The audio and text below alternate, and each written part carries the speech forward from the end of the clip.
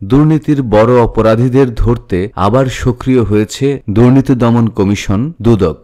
নতুন চেয়ারম্যান ও কমিশনার নিয়োগের পর 11 ডিসেম্বর থেকে কমিশন দ্রুত গতিতে কাজ শুরু করে।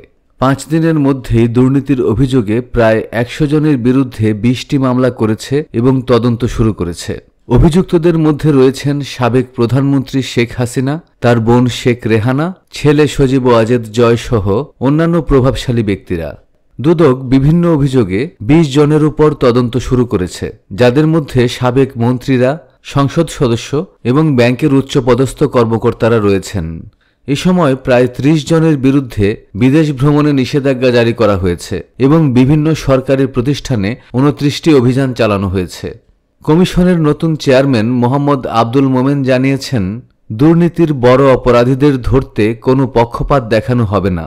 বিশেষজ্ঞরা বলছেন, দুদক দীর্ঘদিন রাজনৈতিক প্রভাবের কারণে স্বাধীনভাবে কাজ করতে পারেনি, তবে এবার বড় দুর্নীতির ঘটনায় জড়িতদের আইনের আওতায় আনতে কাজ করছে। দুদকের কার্যক্রমের গতিতে নতুন আশার সঞ্চার হলেও এর সফলতা নির্ভর করছে শক্তিশালী অপরাধীদের বিচার নিশ্চিত করার উপর।